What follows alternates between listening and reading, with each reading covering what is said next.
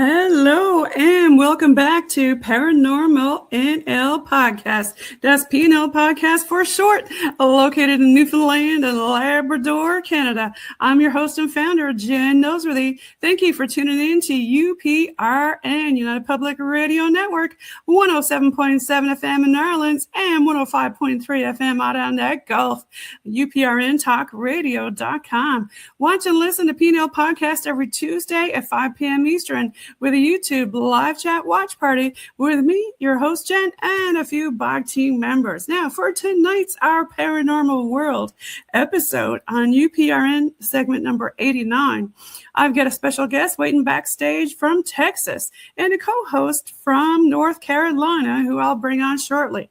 Now it's time to grab your favorite hot summer drink, stoke that campfire, and grab a few spooky munchies and get ready for the show tonight. Paranormal NL Podcast is sponsored by the BOG team. It's a boots-on-the-ground BOG team doing historical paranormal investigations in Newfoundland. Now, if you find yourself coming back to the show and you like the content, smash that subscribe button. Gratitude, folks. It all helps. Grab your PNL Podcast and BOG team merch at TeePublic on our link tree, Paranormal NL Podcast. Now, all the BOG team music heard in the intro and the exit is also available for download and use on all social media and streaming music platforms. Now, PNL Podcast believes in supporting international paranormal networking and highlighting global paranormal people, places, and things. Now, I want to give a shout out to who introduced me to tonight's guest, and that's Sir Bryan Bowden and Mark Eddy from Third Eye Live Podcast. Now, both Bryan and Mark are PNL Podcast Alumni-Network members. They've both been on season 2, 3, and 4. Check out their episodes. And I also want to give a big shout out to the Island of Misfits. They're a podcaster group who most of them all are PNL Podcast Alumni-Network members, like BMR, BigFoot Michigan Rob, Paranormal Paul with Paranormal Among Us, Texas Front Porch, Blondes and Booze, Greg Ogles from Relic Films, Brent Thomas with Paranormal Portal, and many more. Check out all their work. You'll love them. Now let's get on with the show. Tonight I have co-host with me, author and MUFON investigator. I have Mr. Rob Shelsky. Welcome. Hi there, how you doing? Now to the folks listening around the world on UPRN who haven't heard you, do you want to give a little bit about yourself? Sure. When I'm not, no, I shouldn't say that. I was going to joke, but it's not a good idea. I'm a writer. I've written 83 books now, and I have got them all on Amazon, Bermuda Press, other places. I've been a MUFON investigator for 3 years and came across quite a bit of stuff. And I just generally love the paranormal and everything about it. I'm curious. You're curious. Well, thanks again for being on the show. We really appreciate having you on. And all the way from Texas, we've got Miss Monica. Hey. Welcome. Thank you. Thanks for having me on. I'm excited. Yeah, thanks for being on UPRN, United Public Radio Network. So, Monica, to the folks listening around the world, tell them a little bit about yourself. Well, I have been a Bigfoot researcher formally for well over 20 years and a student of the paranormal for my whole life. I've grown up with weird things happening around me. I've been interested in creatures and ghosts and UFOs and you name it, and I have researched it. And I just parlayed that recently into our Paranormal World podcast. I've taken a hiatus. My co-host got really sick, so I just haven't done any podcasts since he's been out trying to recover.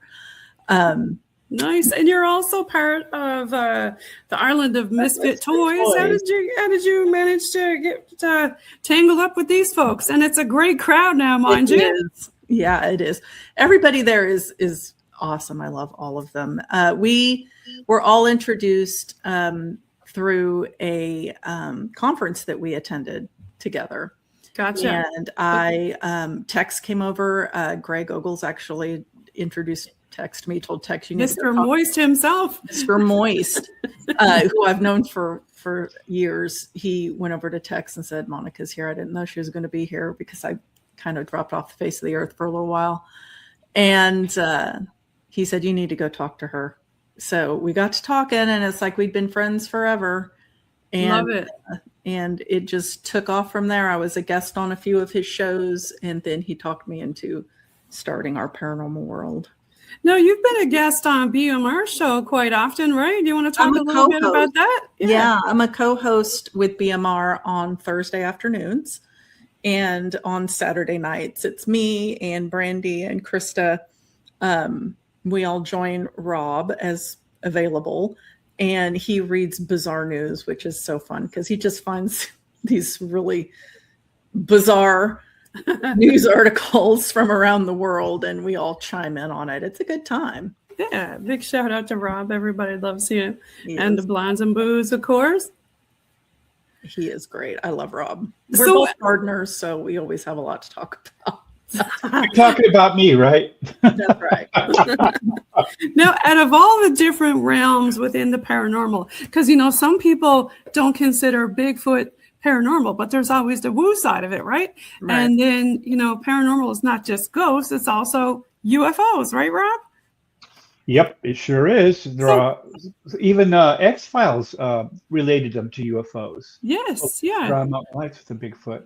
So, Monica, do you? I was going to ask her if she had a favorite realm that she liked. Oh, good idea. Yeah, what is that? A favorite what? A realm, shall we say, realm within the paranormal? Yeah. Well, okay, so within the Island of Misfit Toys, they come to me with Fae lore, because I seem to be the only one that's done any kind of research with the Fae. Okay. And I think a lot of people, but the Fae encompasses so much. And I think a lot of people don't realize it's not just little Tinkerbell fairies. There are so many creatures that are considered Fae. Well, you would love Newfoundland and Labrador. We're a very Irish culture, and we've got lots of Fae here, good and evil. Well, there's all kinds. There is. Rob, you were going to say something before I asked Monica that question. Oh, yeah. She was talking, or you guys are talking about Bigfoot. I just came across an interesting piece of subject on that. Apparently, all the towns that have a lot of Bigfoot sightings decline and ultimately disappear, become ghost towns. not right away, but over decades. All through the Appalachians, wherever there's a lot of sightings, the town, although there's no direct connection that they know of, but the ones that have a lot of these sightings are dying. Their populations are shrinking. The people are leaving. Yeah, and they think it's a correlation. I wonder what that is. Yeah. Well, I mean, I wouldn't want to live because they're usually small rural towns along the, fringe of forests. I don't know that I'd want to hang around if there was something creepy and menacing around the woods. Well, that's great, Monica, because I live in a rural area, right? And the woods are in my backyard.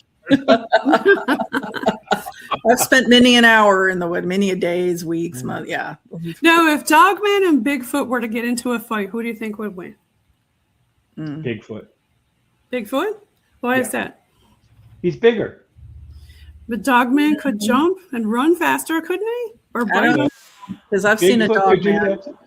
Yeah, I think it does. We'll have to have a pit fight and see which one wins. Like the old MTV celebrity death matches. Yeah, there you go. American Gladiators. Right. No, I think this is one of the conferences that you were talking about, Crossing Realms Conference. Yeah. That was a popular one that you've been to. Do you have any conferences that you're going to this year?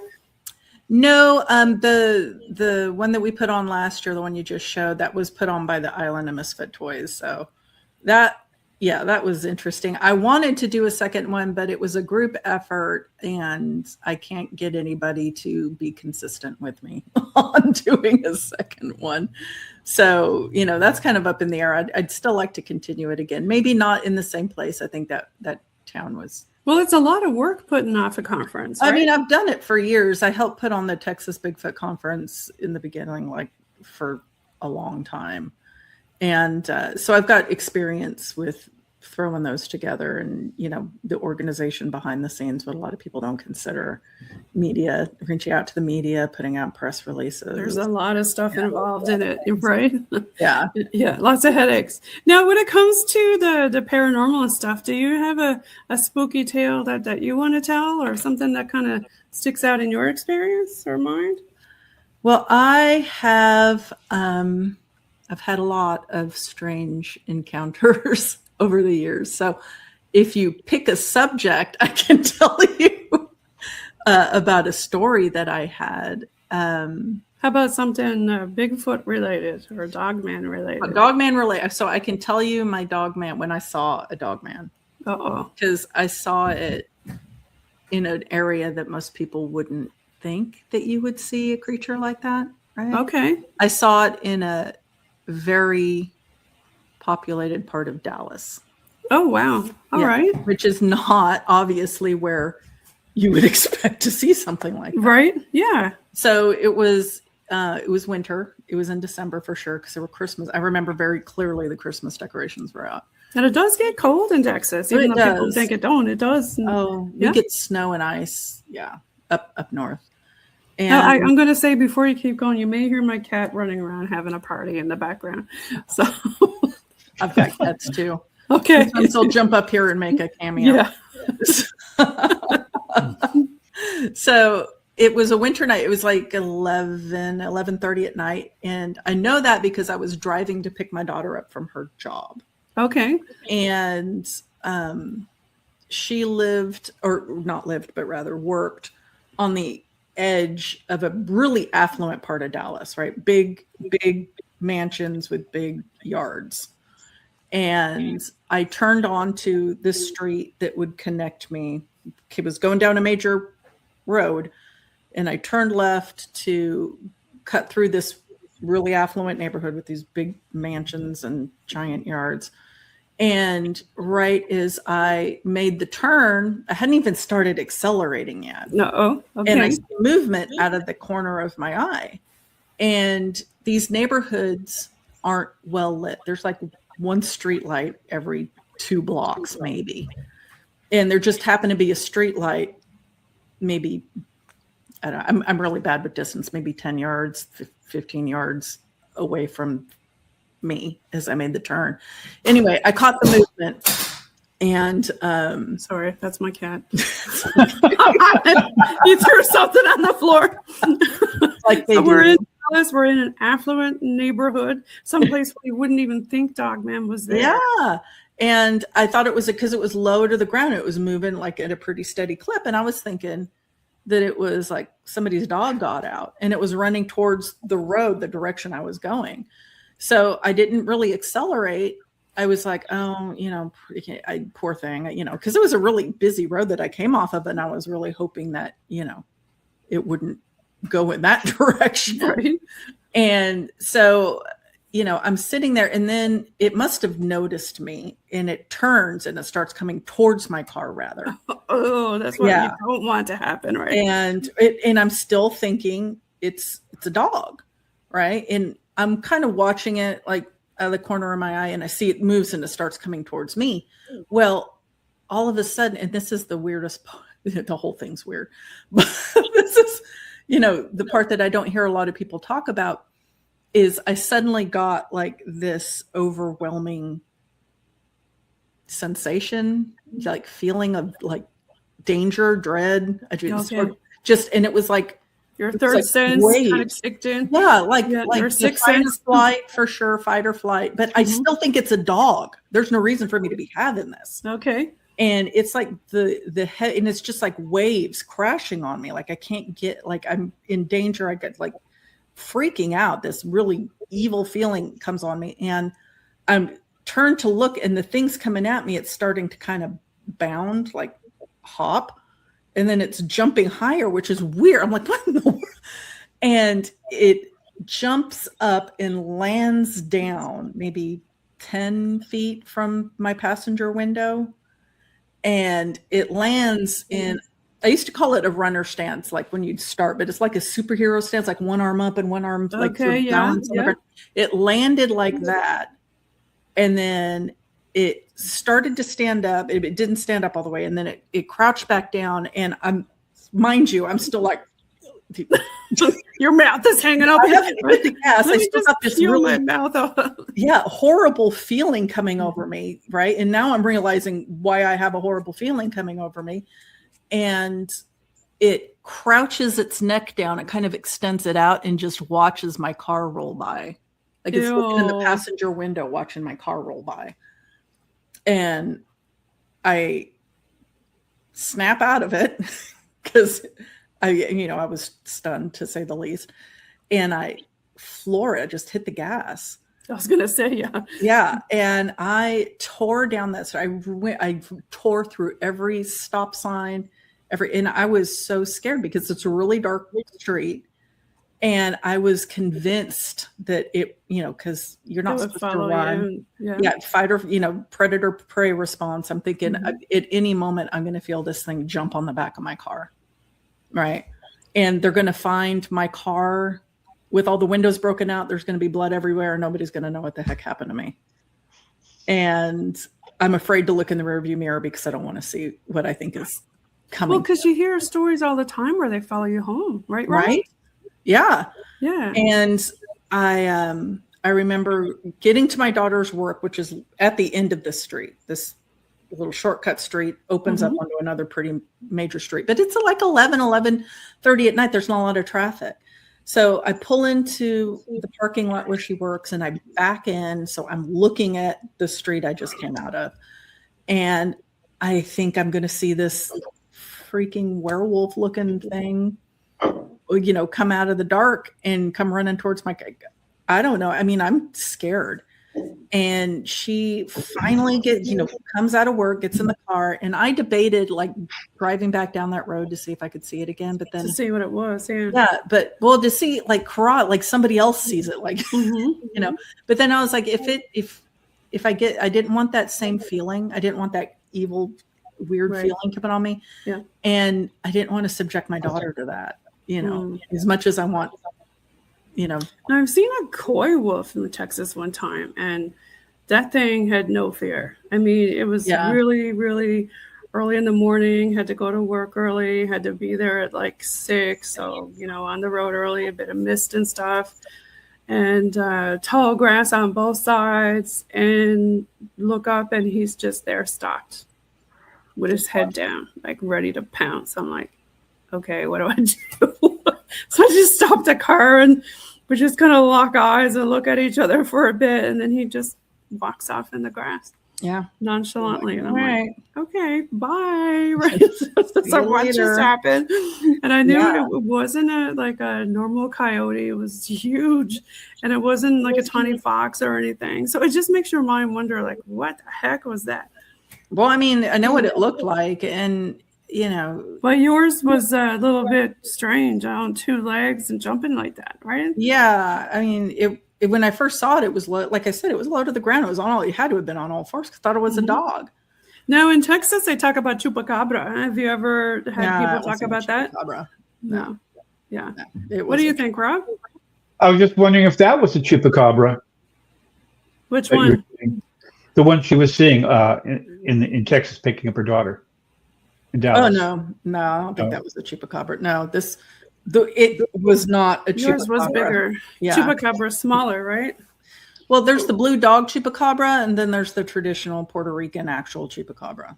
Okay, that one's bigger. Why is it most people haven't seen any of these things, or have they? I mean, I sure as hell. Some people say they're like rabid dogs with no hair on them and stuff, right? Right. That's what some people say.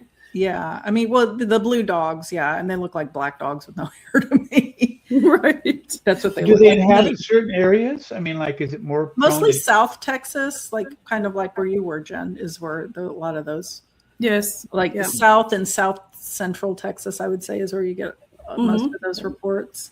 Now, did you ever go back to that area? Yeah, you did. Yeah, I didn't for a while because we took the long way home. Did you get a weird feeling again when you went back to that area? No. And I didn't expect to because, I've been a researcher for a long time. I mean, it's very odd that, 1 in a billion that I even saw anything. The chances of it being there for a second time would have been outrageous. Sorry, cat again.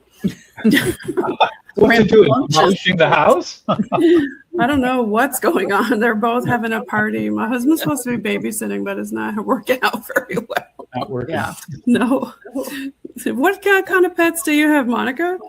I have 4 cats. You have 4 kitties. You must have barred yours outside the door, did you? Yeah, I'm in the dining room with all the doors closed. Oh, okay. But at one point, if they notice I'm in here, I'll get the, on the glass, No, mine are probably acting out because they did unfortunately get locked in the bathroom by mistake by somebody today. Uh-oh. And they were in there for about an hour until we discovered them. Now Rob has got some friends there joining us. That looks like my Oliver. That's Scooter. Oh my gosh, you've got a cat named Oliver. He looks like too? Oliver, but Rob doesn't have a cat named you Oliver. Have a cat named Oliver? Is he an orange kitty? Why did you name it Oliver? His is orange. Yes. Yeah. Does he look like an Oliver?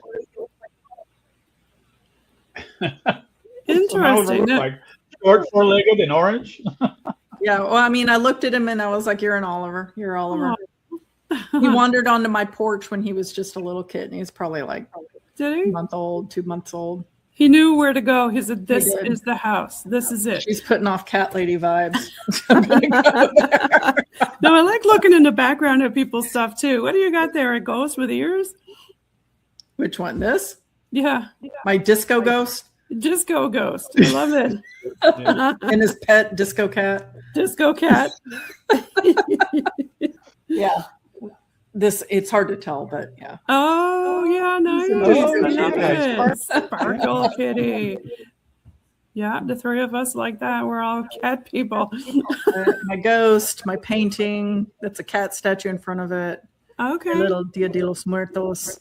I've got some Egyptian artifacts back here. Nice.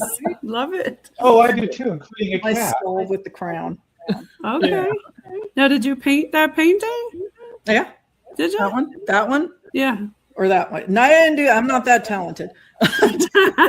It's interesting because my son was killed many years ago, Monica. right?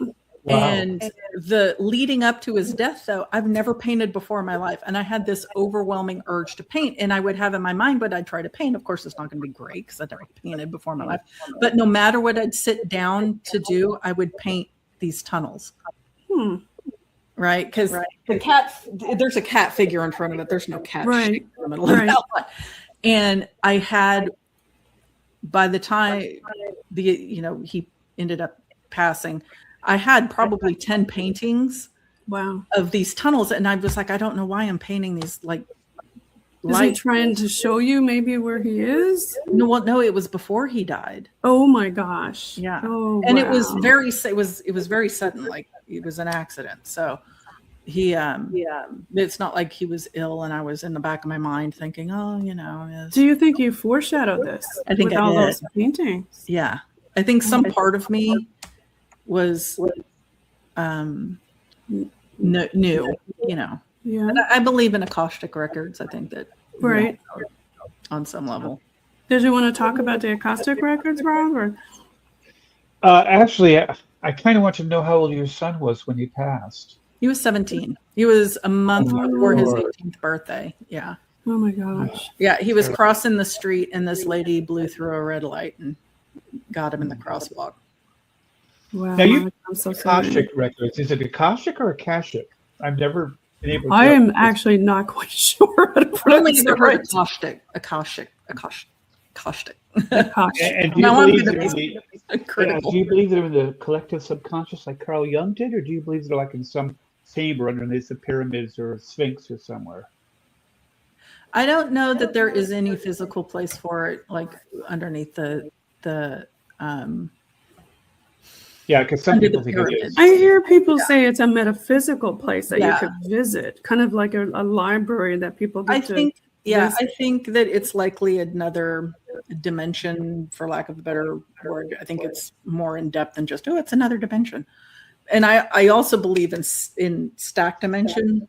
I think that we're stacked on like. It's good because now they're saying there might be 17 dimensions to the universe, and we're in the top one or the bottom one, whichever you prefer. But could it not be quantum in nature, like the information's out there in the universe and the quantum level, and that we tap into it at some point in time? Yeah, I mean, I do believe that, and I dark think matter. Yeah, I think that's possible. Interesting. I'm trying to find some scientific, more or less, explanation for these things because it's all part of reality, apparently. So if it's part of reality, then that means it's not really paranormal. It's normal. We just don't know that it is normal yet, so we call it paranormal. Yeah, it's paranormal because it's outside of our understanding of normal, like our experiences. Mm-hmm. What we quantify as normal, it is out of those boundaries. And I think that there has to be a natural explanation, or and I don't just jump to conclusions. I criticize my own thoughts. I criticize everything. I need to look for the logical explanation. You analyze. Yeah. Before I commit to anything. And sometimes I'll say I believe this if I'm just in conversation, but really I need to take a step back and say I believe that it's possible because there's no way to prove any of it. We're not in a capacity right now to prove anything. Kind of hard to wrap your brain around it, right? Right. Do you ever get you had a wave of fear or dread when that dog man was sort of stalking you? Do you ever go anywhere in particular where you get the sensation of dread, of a negative atmosphere, very strongly, not mildly? I've been all over the U.S. researching, like backcountry, dispersed, like places where motorized vehicles aren't allowed to go. I have, you get spooked. And you might feel, and anybody who tells you that they don't get spooked or they don't get stressed they're lying. You do. You get used to it over time. If you're in a certain area. Where I don't even want to go into the Appalachian Mountains anymore. Yeah. I mean, there's places where I feel uncomfortable, but I have to say that specific feeling I had that night, I have never felt before. I've been so scared that I couldn't talk, right? Because when I was a child, some guy tried to kidnap me. I realized what was going on and I was backing up and I was so scared I couldn't scream and I couldn't talk. Oh my gosh. I've been that scared before, but even then it was not comparable to what happened to me as I'm driving down that road and that thing's running. Monica, have you ever had a medium or anybody ever say that you had an attachment or anything? Yes. Okay. Well, what did they say? They said I had an entity attached to me, but it wasn't, it was through family. It was like generational attachments. Okay. So it was ancestral. Yeah. It wasn't just, well, she looks like somebody I'd like to cling to. It wasn't that. So it was more of a protection spirit. It wasn't something that was. Well, I think that we all have guardians, right? I think people call them guardian angels. I call them my ancestors. Spirit guides. Right, spirit guides. Right. I think it's all the same thing. It's all, and I think we all have more than one. Guaranteed. Yeah. Oh, I believe that too.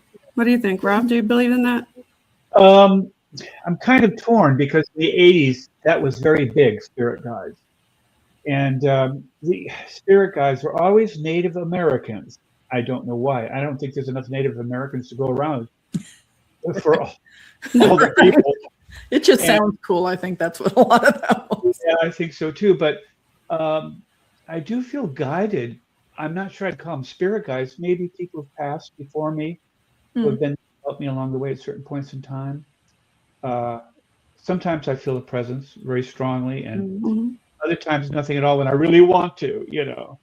It's interesting. We're talking about this, and my EMF kind of went off like a few times as we were talking about that. I always like to put something up around to see if they're listening or giving some kind of response. I had a cat ball, but it was playing with it so much the battery went dead. Yeah, I think that, okay, so I think that's, and one of the fortifying for me, things that happen in my life that, you know, compel me to believe that I have spirit, you can call them guardian angels, whatever, spirit guides, is that the day that, and I keep coming back to this, that my son was killed, I saw him walking down the road, and every fiber in my being, every fiber in my mother body was like, go pick him up and drive him where you need to go. But we were on our way to my daughter's birthday party and we were late, and he was 17. He didn't want to go, and I was fine with that.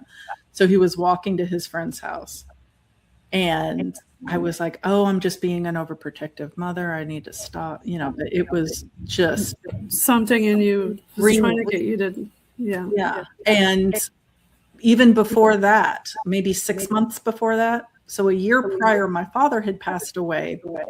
And of course I was devastated, but I wasn't as devastated as I had been before, right? I mean, I love my dad. My dad is the one who raised me.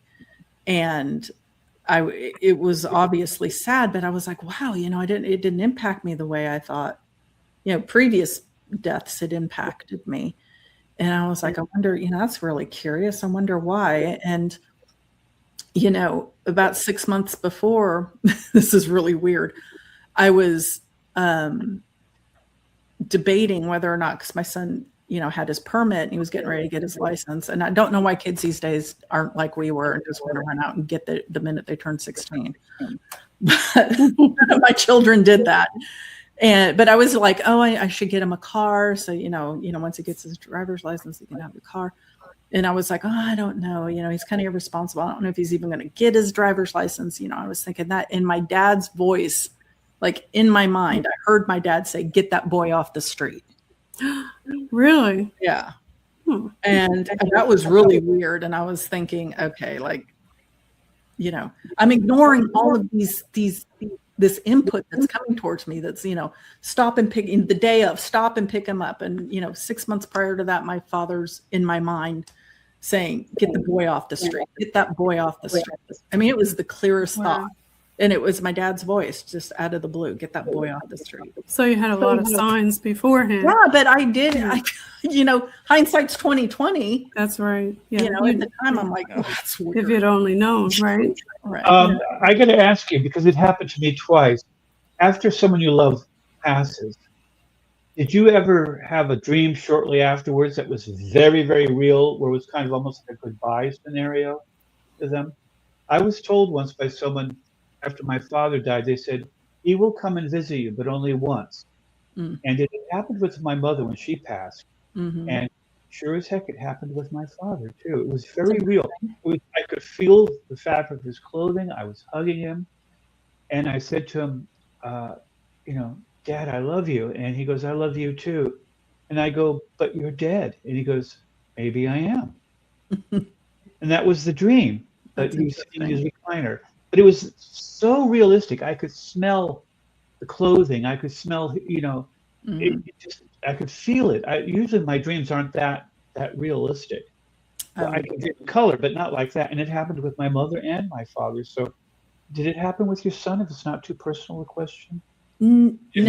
Right. Actually, I would get upset because I wanted to have a dream with it, right? Because that's the only way I can see him anymore. You wanted some closure. Yeah. Well, yeah. And, I want to see him and be able to, even though it's a dream, I want to feel as though he's there and I can hug him. And I would have dreams where I knew he was nearby, but he wasn't there. Do you ever get signs around your house that he's there? No, I don't think he's hanging around. I think he might come by every now and then to check. Yeah. But I saw him one time only after he died, and it was maybe a month after he had died. The way my house was set up back then is his bedroom door was right next to my bedroom door. It was right here. It was close. And my bathroom was arranged so that if all of our doors were open and you walked out of my bathroom, you could kind of look into his room a little bit. You'd see the door. And I had his bedroom door open because I used to go and sit there and smell his. And I want to say I was coming out of the shower, and I walked out and I happened to look just towards his door, and he was there. And I've seen more than one ghost over the years, and usually their color, they look like people, they might be a little more translucent, but they usually look like people. I've only seen one other one that was monochromatic. The very first one I ever saw was monochromatic, but he was all gray, like a grayscale sketch of him. And he was kind of crouched down near the door, and he was looking at me, and I looked at him and I went like that. And he went like, oh my gosh, he saw me. And he ran into his room, and I was like, no. But you saw him though. That's good. Clear as could be. It was him. So he's hanging around. He's there. I think he was there initially because it was this very, very violent, very sudden passing. I don't think he was there 1 minute and gone the next. And I think it took him a while to adjust to that. Maybe it took him a while to figure out that he was gone. No, I think he knew he was gone right away. I do. Because, his body lived for a few hours. He wasn't in there. Yeah. I have another question for you. This is probably a difficult one because it's kind of big scope, but what is your total philosophy about life with regard to magic and cryptids and the afterlife? I mean, have you managed to synthesize a structure, a belief system about all of this that incorporates it and somehow makes it balanced? Or, I mean, do you have that yet?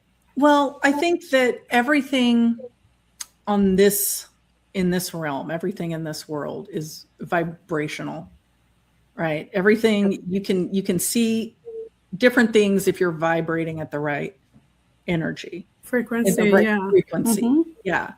And that goes for people that have passed. I think it goes for being able to see cryptids, being able to see fae. Because I got to tell you, my whole life, since I was a small child, I've had weird things happen. And I think that if that becomes your norm, maybe you are born vibrating at a certain frequency that allows you to encounter these things and see these things. And, I don't know that, and I'm sure it is something that could be, cultivated, something that could be developed. I wouldn't have this slightest clue how to do that, but no, I believe too that all makes sense about the vibrational aspect of it. I mean, that's a big part of it that opens you up to it. And I think why does everyone like mediums always refer to as vibrations? Is it because you feel it or see it or? No, you don't feel it.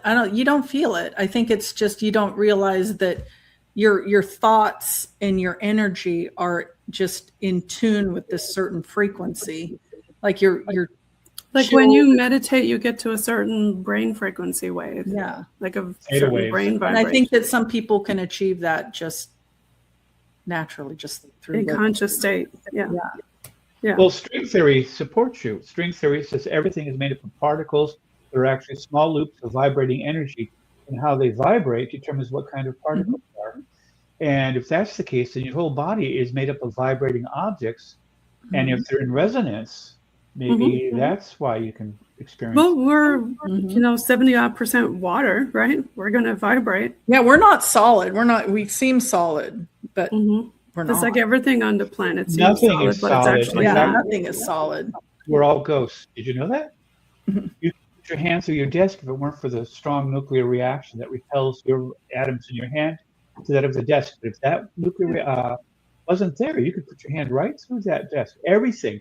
That desk, everything in the universe is like 99.9999% vacuum. Yeah, and they say that CERN is kind of messing with that. You had talked about all the different dimensional layers, right?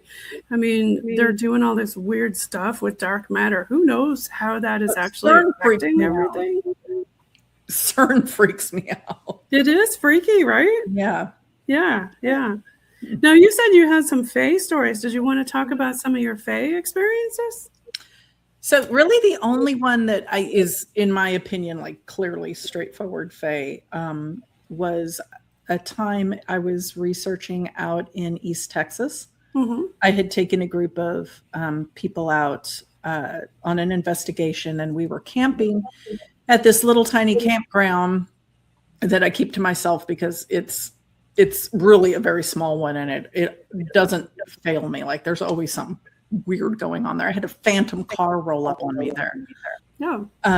But this night we were coming back from a late night investigation, and we had reserved some camping spots on the secluded part. And these are, maybe half mile away from the rest of the campground down this little road. There's like a little spoke offshoot, and then like 7 campsites altogether. Okay. And they're surrounded on 3 sides by water. Like you can only get in one way, you can only get out one way. And we were on our way to this campsite that I had reserved for us all.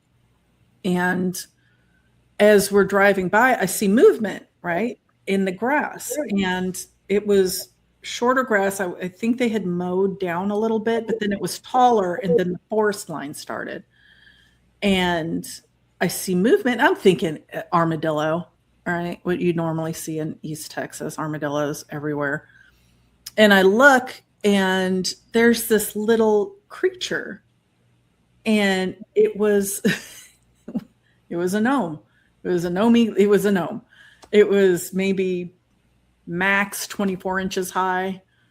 It had really muted earth tone colors. I saw its profile, and it was walking in the direction of our camp, and it had a red cap on, but it wasn't like a bright red. It was like a faded red, and like brown and green, like natural. It looked like natural fiber, natural dyes. Like they took plant matter and like would dye the fabric with that.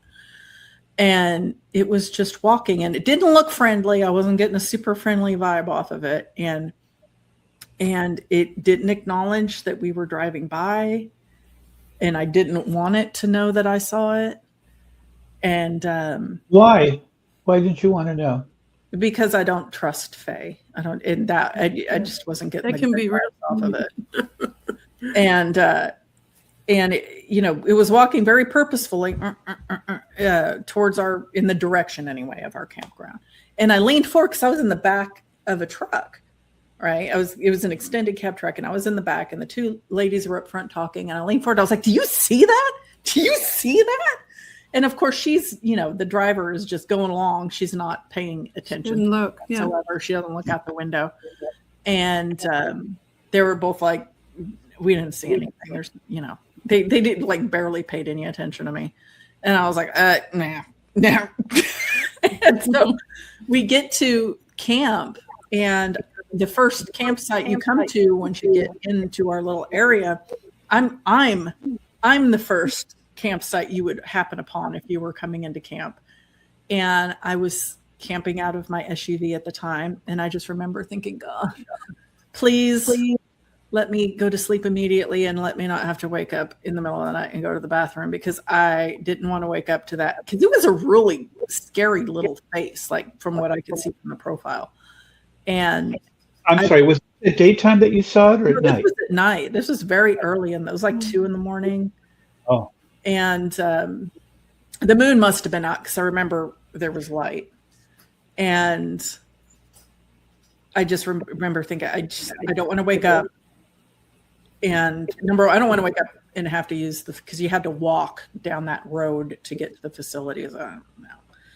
And I also don't want to wake up with its little face pressed against my window, like watching me sleep, you know. I That would be creepy. Talker a lot in spirit box, like they're watching through the window. Do you get that a lot on your spirit box or spirit talker? That they're looking at you through the window, they're watching through the window? No, I'm not cool with that. Because we're close to a forest, right? Right. So nighttime, I tend to pull the blinds down a lot.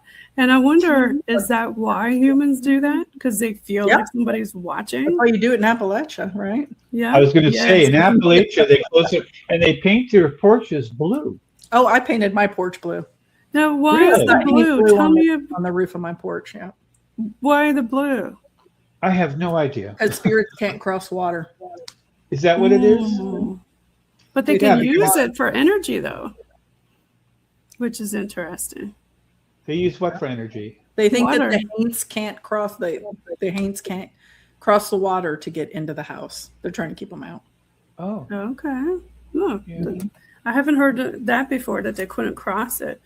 And in some towns, you don't go out. You don't go out at night in the Appalachians. They're small towns. You stay inside, and you always close your curtain. Yes, and they say you're not supposed to whistle, right? Because that attracts any wood. Don't whistle. Mm-hmm. Yeah. Don't whistle at night. Don't. Yeah. Yeah. You can't while you work. You don't want to draw in the bed at night. And they say that if you hear a voice calling from the woods up in the Appalachians, and it sounds like someone you know, don't answer it and don't go. Yeah, don't. Right. They try to pretend there's somebody you know. Or if it's a baby or something, right? Anywhere. Yeah. Yeah. I wouldn't follow a voice that I thought was a friend. Like, I'll go back to camp and be like, is so-and-so here? If they're not here, then we'll go out collectively looking for this. I think maybe I heard them back here. I'm not wandering off by myself. No. Yeah. Monica, come to me, Monica. What do you suppose that is in the Appalachia? Like, why? That's what I was going to ask. Yeah. Weird out there. Yeah. Why all of that? Yeah. What do you think that voice is? What do you think it's called? Oh, I think it's a mimic. Mm. Yeah. S Walker? You believe it's S Walker? Or I think some that kind there's of indigenous entities that are close to the flesh pedestrians, right? Of the native Southwest. They're the or maybe elementals. Elementals, it could be. I think that any spirit though over the years has figured out, oh hey, if we mimic the voice, they'll come out here, and then we've got them. Do you think that thing that you saw, Monica, could have been an elemental, even though it's so tiny? Excuse me. I guess an elemental could be small, right? Could be small, but elementals were never any sort of human, right? And this thing looked, even though it was scary looking, it had like all the usual appendages you would expect from a human, even though aren't they the manifestation of different aspects of nature? Yeah. Elementals, yeah. Do you believe in tree spirits? The old knock wood? Mm-hmm. I do. I knock on wood. I know why you knock on wood. I knock wood all. Bring out the tree spirit for protection, right? Yeah, you're asking for favor. Mm-hmm. No, do you think that's why Bigfoot knocks on the trees? No. I think that they're trying to communicate with each other. Yeah, their tree knocking is communication. Kind of like how elephants, they use their feet for communication. They growl really low, and then they can sense and feel it in their feet for other elephants. I did not know that. Are the tree knocking? Can they sense it or feel it in their feet through the roots? Oh, that's a question, because their feet are so big. Aspen are actually considered the biggest living creature organism on the planet. And aspen forest.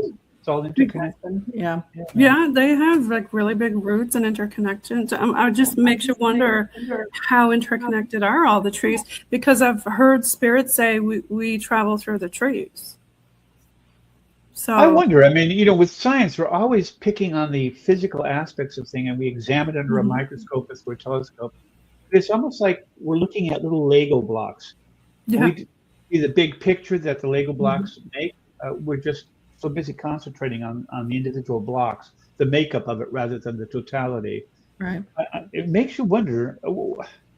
I have to say, I mean, with your experiences, your fey nature and all of that, what is your feeling about the universe in general? I mean, do you feel positive about it, negative about it, or is it a place we should be afraid of, or is it a place that we should walk carefully, or is it a place I think, it's a place where you tread carefully. Our universe, meaning our realities, right? I believe manifestation to a degree, right? It's not a fast, quick fix for anything, but I think that if you set your intentions, your vibrations will head in that direction, and you'll attract whatever it is you're looking for. So, but it's not a quick fix. It's not a fix all for everything either. I mean, it sounds like affirmations.